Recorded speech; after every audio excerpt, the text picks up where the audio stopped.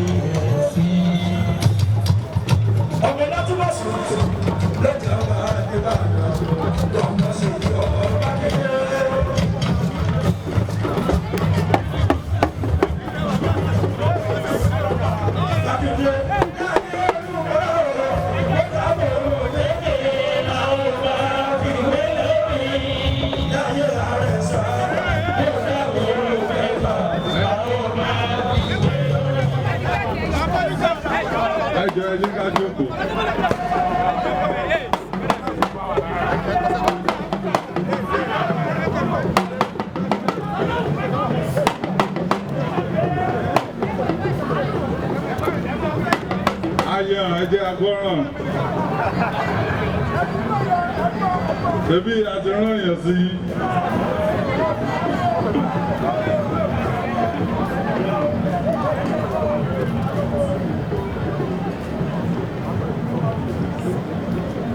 Your Excellency, the wife of the Governor of Oyo State, my wife, and awardee for today, Mrs. Tamuno Menini Olufunke.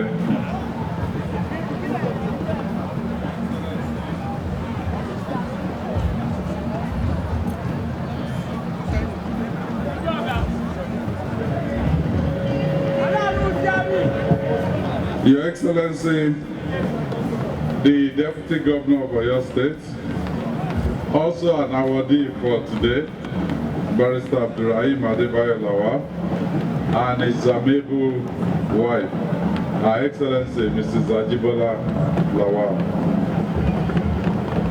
Mama, the former First Lady of Oyo State, Mama Mutiat Ladoja. Your Excellency, the former Deputy Governor of Oyo State, Alhaji Azim Bolarumi,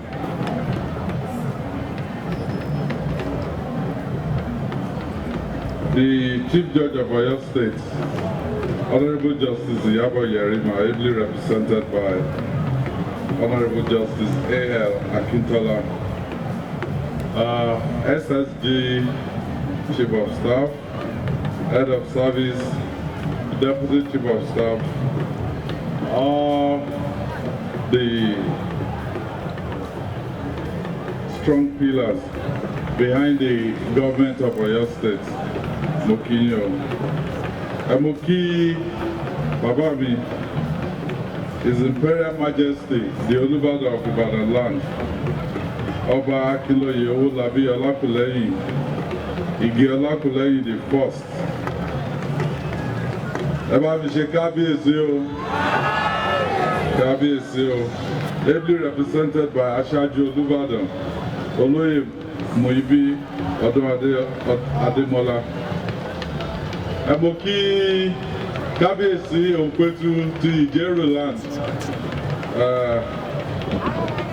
ibi tí gbogbo àwọn ọmọ òjò ibi tá a ti wá náà nìyẹn, àti olórí Moki o kábíyèsí o.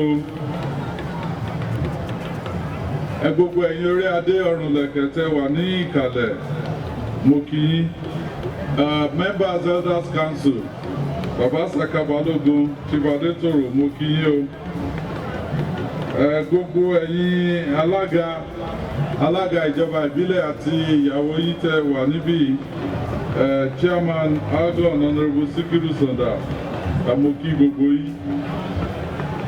President General CCII, Barrister Sulaiman Ajeni Ajewale Moki, all past President General and other distinguished members of CCII, Moki Ayina. ẹgbẹ́ tèmi belong sí òun náà ni bàbá tó bí èmi náà ṣe Ìbàdàn Progressive Union IPU mo kí ẹ̀yin IPU tẹ wá bí o ọmọ àjòròsùn and other prominent Ibadan social clubs. Chairman of the occasion, Dikin Owolabi Oladejo, and Chairman 2024 Ibadan Cultural Festival Planning Committee, Balogun Gafar Ojetola, àti other committee members. Mo kí ẹ̀yin náà. Gbogbo ẹ̀yin tẹ́ gba àmì ẹ̀yẹ lónìí, mo kí yín o. Oyè Amori o. Our religious leaders, Chief Imam of Ibadan land, Sheikh Abdulgani Agbotomo Kekere, tí Magaji Ismail Yusuf tí wọ́n represent wọn, bàbá mi Prelate Emeritus Sunday Ose Makinde, and other prominent religious leaders there were bí mo kí yín. Eminent personalities, distinguished invited guests, market leaders, various associations and groups. Yoniro Yina Mokia Yina.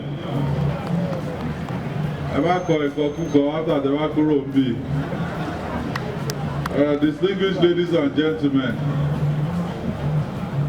Inú mi dùn. Ẹ̀rí bí mo ṣe dírẹ́sì lẹ́ni mi ò wọ agbádá mi ò wọ kẹ̀mbẹ̀.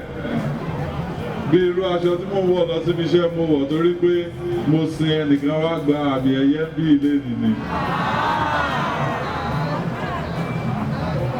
Ẹ̀fẹ̀ tí mo sì wá, wọ́n ti gbà á, wọ́n fèmí náà ibi tí wọ́n ti ń fún, wọ́n fèmí náà ń bẹ̀. Mo dúpẹ́ lọ́wọ́ iṣẹ́ tí Central Council of Ibadan Indigenes tí wọ́n ń ṣe àti gbogbo àwọn àgbààgbà tí wọ́n wà ní ilẹ̀ Ìbàdàn.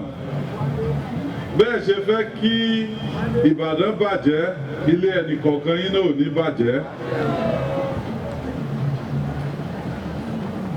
Ní 2017, ó ní èmi náà wọ́n fún mi ní award níbí CCII. Orí stage tí mo wà níjọ́ náà lọ́hùn, ibi tí wọ́n gbé sí náà ní.